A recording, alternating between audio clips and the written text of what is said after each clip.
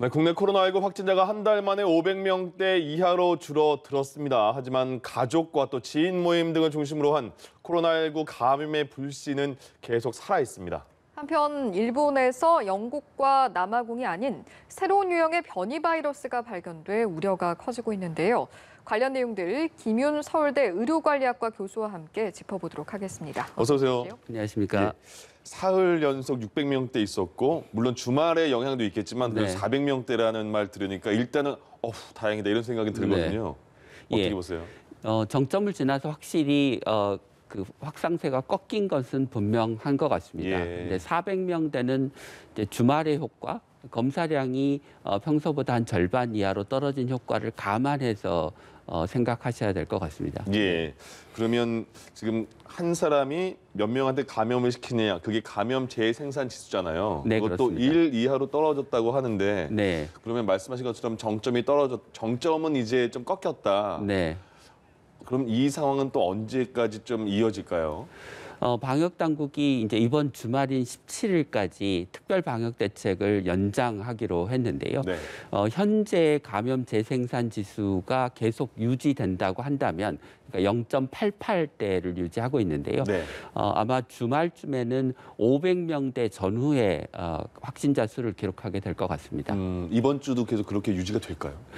좀 더 두고 봐야 되겠지만 예. 현재 상황을 보면 아마 하향세가 계속 지속될 것 같습니다. 예. 정부에서 앞서 400에서 500명 정도로 확진자 상황이 내려오면 현 상황의 거리 두기를 하향 조정하겠다 이런 네. 언급도 있었어서 지금 정도의 양상이라면 거리 두기 하향 조정도 가능할 거라고 보시는지요?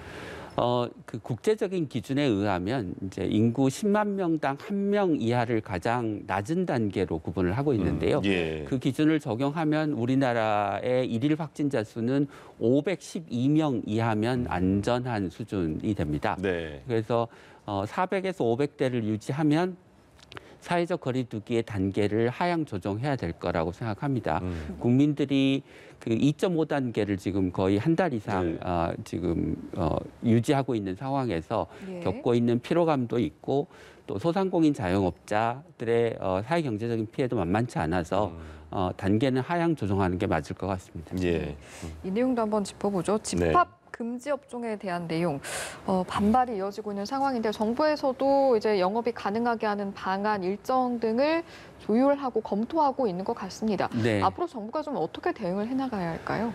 실내 체육시설에서 감염 위험을 낮추기 위해서 아마 제일 중요한 것은 그 면적당 이용 인원을 제한하는 것일 것 같습니다. 네. 그래서 면적을 고려해서 적정 인원을 산정하고 예약제로 받아서 이용자를 운영하면 시설을 운영하면 전체 밀도를 확 낮출 수 있고 또 중간에 이제 휴식 시간을 두면서 환기를 시키고 하면 전체 또 감염 위험을 또 크게 낮출 수 있을 것 같고요. 감염 위험이 높은 탈의실이나 샤워 시설 같은 곳은 이제 폐쇄하고 운영을 하면 예. 저는 안전하게 운영할 수 있을 것 같습니다. 예. 예. 우리가 그 코로나 초기에는 뉴노멀이라는 이야기를 많이 하지 네. 않았습니까? 그러니까 코로나와 함께 상당 기간을 살아야 하니 우리의 생활 방식을 상당히 바꾸자 이렇게 얘기를 했는데 사실 초기에 그런 얘기가 나오기만 하고 그게 구체화되지 못한 게 지금과 같은 좀 기계적인 그러니까 문을 닫는 방식의 사회적 거리 두기를 너무 오랫동안 해왔고 예. 그로 인한 이제 사회 경제적인 피해를 소상공인 자영업자 국민들이 좀 감내하기 어려운 수준이 되어 있는 상황인 것 같습니다. 예. 근데 백신 접종이 이제 이번 달, 다음 달부터 시작하긴 하겠지만 네. 사실은 백신 접종이 상당히 되더라도 그 사회적 거리 두기를 우리가 하지 않아도 되는 상황, 또 마스크를 벗어야 되는 상황이 되려면 연말까지 가야 되는 상황이기 때문에 그리고 그 사이에 이제 제4차 유행, 5차 유행이 또 올 수밖에 없다는 점을 이해하면 예. 사회적 거리 두기를 그냥 단순히 기계적으로 문을 닫는 방식이 아니라 뉴노멀 방식으로 전환을 해서 안전하게 문을 열 수 있는 방식이 무엇인가를 예. 찾아야 지금과 같은 사회적 저항 또는 국민들의 피로감을 줄일 수 있을 것 같습니다. 이게 또 모두가 처음 겪는 일이라서 뉴 노멀에 대한 정의 내리는 것도 쉽지가 않았나 봐요. 네. 예. 최근에 변이 바이러스 때문에도 많이 걱정을 하시잖아요. 네. 16명이 우리나라에서 변이 바이러스에 확진이 됐다고 하는데 이게 또 외국에서 들어오는 사람 변이 바이러스 음성이다 싶어도 양성인데 음성으로 판정이 될 수 있다. 이래서 또 그런 사람들 다 우리나라가 받아도 되는가? 네. 그 검사지만 믿어도 되는가? 이런 네. 우려도 있더라고요. 어떻게 네. 보세요? 유전자 검사를 우리가 하는데 네. 이제 유전자 바이러스 유전자 전체를 보는 게 아니고 특정 부위 몇 군데를 봅니다. 두세 예. 군데를 보게 되는데 만약에 그 우리가 검사하는 부위가 변이가 일어난 부위면 실제로 바이러스에 감염되었음에도 불구하고 음성으로 결과가 나올 수 있습니다. 네. 그렇기 때문에 변이 바이러스가 생기면 이게 그 기존 검사로 찾아낼 수 있는 것인지, 그러니까 검사하는 부위에 변이가 일어났는지 여부를 계속해서 모니터링을 해서 예. 만약에 우리가 세 군데를 보는데 세 군데 다 변이가 일어난 바이러스가 생겼다라고 하면 검사 부위를 바꿔서 모니터링을 해야 됩니다. 예. 예. 이번에는 동부구치소 확진자 이야기를 한번 해보도록 하겠습니다.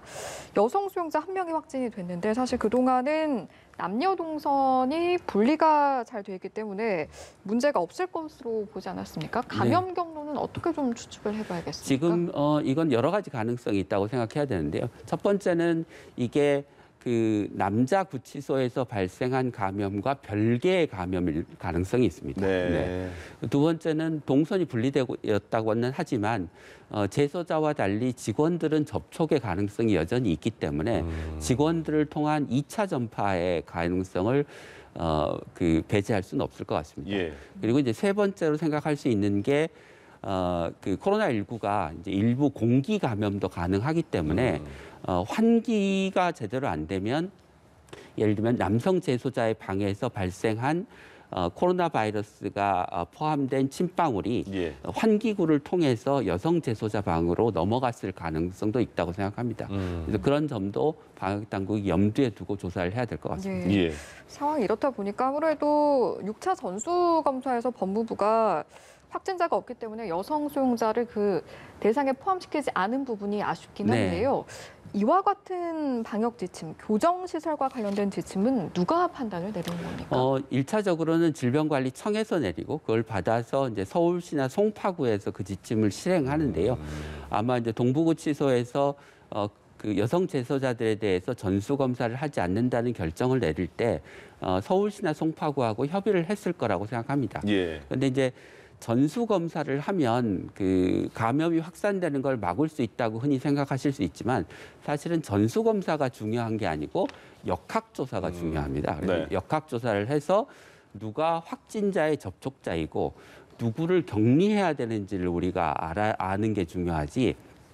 검사는 계속 반복해도 지금 동부구치소 사태에서 보듯이 뭐 6차 전수조사, 7차 전수조사를 하는데도 계속 감염이 나오지 않습니까? 예, 그러니까 예. 이거는 검사 당시에 누가 확진돼 있는지를 알 따름이지 그게 잠복기를 포함해서 감염의 가능성이 있는 사람을 격리하는 조치가 효과적인데 그거는 역학조사를 통해서만 알 수 있는 거거든요. 예. 그러니까 전수조사보다 어떻게 보면 역학조사가 방역의 기본이고 그게 훨씬 더 중요합니다.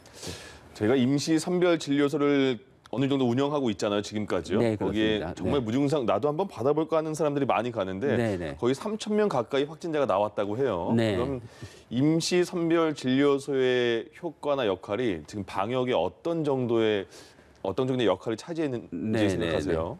그 이제 임시선별 검사소에서 이제 한 3,000명 정도를 찾아냈는데 네. 검사 받은 사람을 기준으로 하면 확진율이 한 0.3%라고 합니다.